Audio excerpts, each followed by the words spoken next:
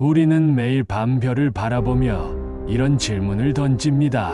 우주는 어디서 시작되었을까? 이 질문은 수천 년 동안 인간의 상상력을 자극해 왔습니다.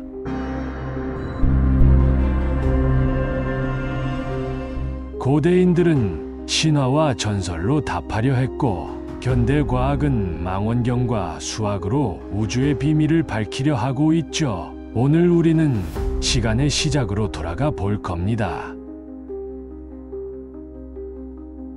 그리고 지금까지 밝혀진 과학적 증거들을 통해 우주의 탄생 이야기를 여행할 텐데요. 우리의 증거는 우주 전체를 설명하기엔 턱없이 부족합니다. 그저 아주 작은 조각에 불과하죠. 하지만 그 조각만으로도 얼마나 놀라운 이야기가 만들어지는지 함께 알아보시죠.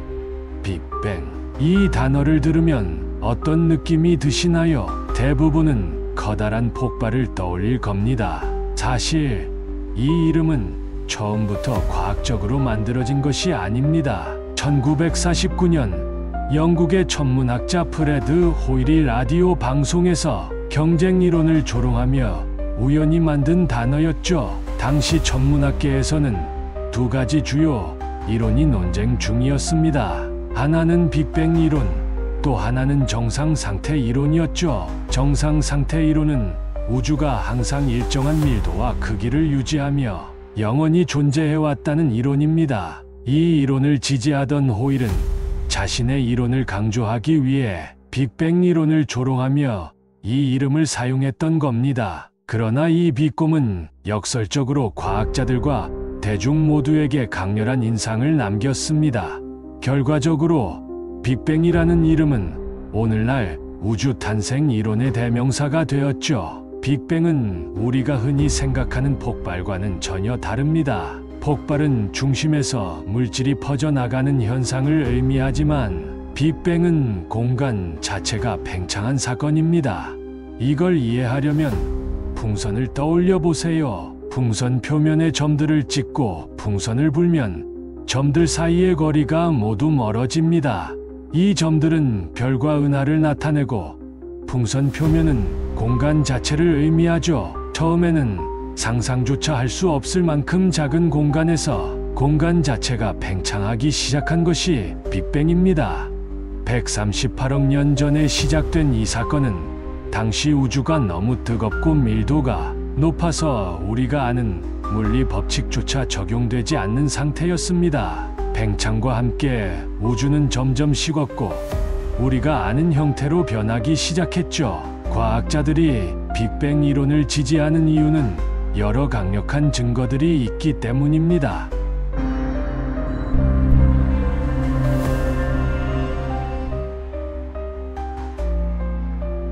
1920년대 에드윈 허블은 대부분의 은하들이 우리로부터 멀어지고 있다는 사실을 발견했습니다.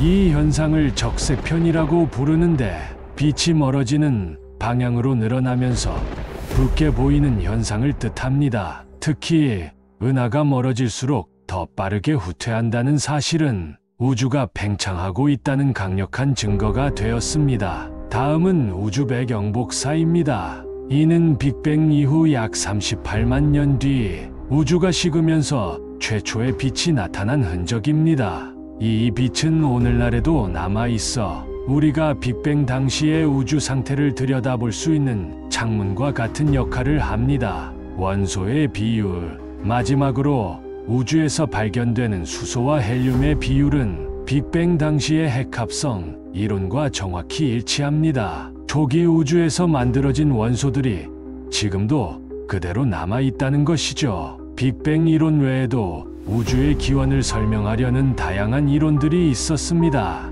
그중 두 가지를 소개해 보겠습니다. 정상상태 이론은 우주가 팽창하지 않고 항상 일정한 밀도를 유지하며 영원히 존재해왔다는 이론입니다. 새로운 물질이 계속 생성되어 은하 간의 공간을 채운다는 가정을 기반으로 하고 있죠. 하지만 이 이론은 두 가지 큰 문제를 가지고 있었습니다. 첫째, 적색편이라는 명확한 관측 증거가 우주가 팽창하고 있음을 보여주었습니다. 둘째, 우주 배경 복사가 발견되면서 초기 우주의 흔적이 없다는 정상 상태. 이론은 과학적으로 설득력을 잃게 되었죠. 순환 우주론은 우주가 팽창과 수축을 반복하며 영원히 순환한다는 이론입니다. 이 이론은 우주의 시작과 끝이 없다는 점에서 흥미롭지만 현재의 관측 결과는 우주가 계속 팽창하고 있다는 사실을 보여주고 있습니다. 따라서 우주가 다시 수축할 것이라는 증거는 발견되지 않았습니다. 빅뱅 직후 우주는 지금과는 완전히 다른 상태였습니다. 당시에는 4가지 기본 힘이 모두 하나로 합쳐져 있었습니다. 시간이 지나면서 온도가 낮아지고 이 힘들이 서로 분리되기 시작했습니다. 가장 먼저 중력이 분리되었고 그 후 강력과 양력, 전자기력이 차례로 분리되었습니다. 이런 과정은 초기 우주의 구조를 결정하는데 매우 중요한 역할을 했죠. 우주는 지금도 팽창을 멈추지 않고 있습니다. 과학자들은 우주의 미래에 대해 다양한 예측을 내놓고 있는데요. 크게 3가지 시나리오가 있습니다.